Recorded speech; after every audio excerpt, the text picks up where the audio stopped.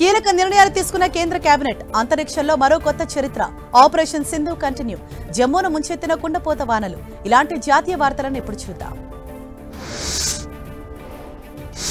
కేంద్ర కేబినెట్ సమావేశంలో పలు కీలక నిర్ణయాలు తీసుకున్నట్లు సమాచారం ప్రధాని నరేంద్ర మోదీ అధ్యక్షతన జరిగిన ఈ సమావేశంలో ప్రధానంగా జాతీయ భద్రత వాణిజ్యం వ్యవసాయ రంగాలపై చర్చించినట్లు తెలుస్తోంది అదేవిధంగా ఇరాన్ ఇజ్రాయెల్ యుద్ధం వల్ల భారత్పై ఎలాంటి ప్రభావం ఉండనుందనే అంశం కూడా చర్చకు వచ్చినట్లు తెలుస్తోంది పెట్రోల్ డీజిల్ ధరలపై కూడా ఈ సమావేశంలో చర్చకు వచ్చినట్లు తెలుస్తోంది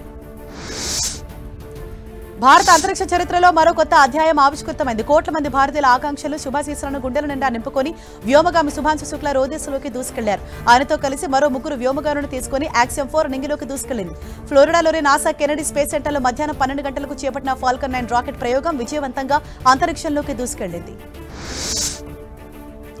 వ్యోమగాములు 28 గంటల ప్రయాణం తర్వాత భూమికి 400 కిలోమీటర్ల ఎత్తులోని అంతర్జాతీయ అంతరిక్ష కేంద్రానికి చేరుకుంటారు రేపు సాయంత్రం 4 గంటల 30 నిమిషాలకు వీరి వ్యోమనౌక ఐఎస్ఎస్ తో అనుసంధానం అవుతోంది ఐఎస్ఎస్ లో శుభాంశు బృందం 14 రోజుల పాటు గడపనుంది భారత రహిత స్థితిలో పలు ప్రయోగాలు నిర్వహించడంతో పాటు ప్రధాని మోదీ పాఠశాల విద్యార్థులు ఇతరులతో అక్కడి నుంచి ముచ్చటిస్తారు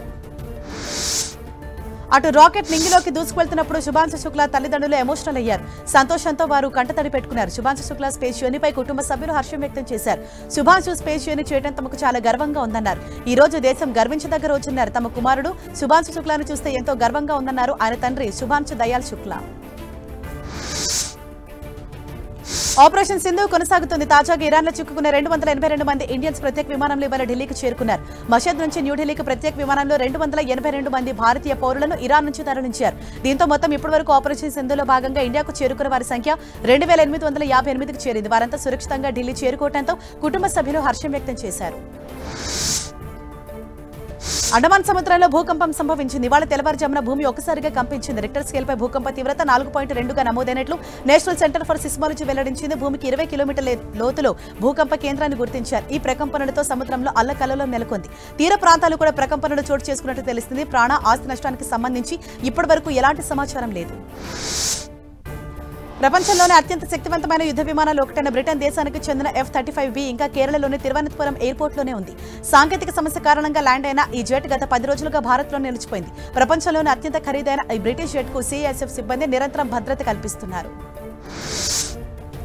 నైరుతి ఎఫెక్ట్ ఉత్తరాదిన వర్షాలు దంచుకొడుతున్నాయి జమ్మూ కాశ్మీర్ గుజరాత్ లో ఎడతెరిపి లేకుండా వర్షాలు పడుతున్నాయి కంటిన్యూస్ గా పడుతున్న వర్షాలతో జమ్మూ కాశ్మీర్లోని తావి నది ఉధృతంగా ప్రవహిస్తున్న తావి నదిలో వ్యక్తి చిక్కుకున్నాడు జమ్మూ కాశ్మీర్ వ్యాప్తంగా నదులు వాగులు వంకలు పొంగి పొరులుతున్నాయి అటు గుజరాత్ లోనూ వర్షాలు దంచుకొడుతున్నాయి కొన్ని రోజులుగా కురుస్తున్న వర్షాలతో ప్రజలు తీవ్ర ఇబ్బందులు పడుతున్నారు లోతట్టు ప్రాంతాలు మొత్తం జలమయమయ్యాయి ఇళ్లలోకి నీరు చేరడంతో ప్రజలు తీవ్ర ఇబ్బందులు ఎదుర్కొన్నారు దీంతో లోతట్టు ప్రాంతాల ప్రజలను అధికారులు సురక్షిత ప్రాంతాలకు తరలించి షెల్టర్లు కల్పించారు రేపు కూడా భారీ వర్షాలు కురిసే అవకాశం ఉందన్నారు అధికారులు అటు జమ్మూ కాశ్మీర్లోనూ వర్షాలు దంచుకొడుతున్నాయి కుండపోతగా కురుస్తున్న వర్షాలతో వాగులు వంకలు నదులు ఉప్పొంగి ప్రవహిస్తున్నాయి వరదల ధాటికి రోడ్లు నదులను తలపిస్తున్నాయి వరదలు ఉగ్రరూపం దాల్చడంతో స్థానికులు భయాందోళన చెందుతున్నారు సమీప ప్రాంతాల్లోని కొండ చర్యలు విరిగిపడుతుండటంతో సురక్షిత ప్రాంతాలకు తరలి వెళ్తున్నారు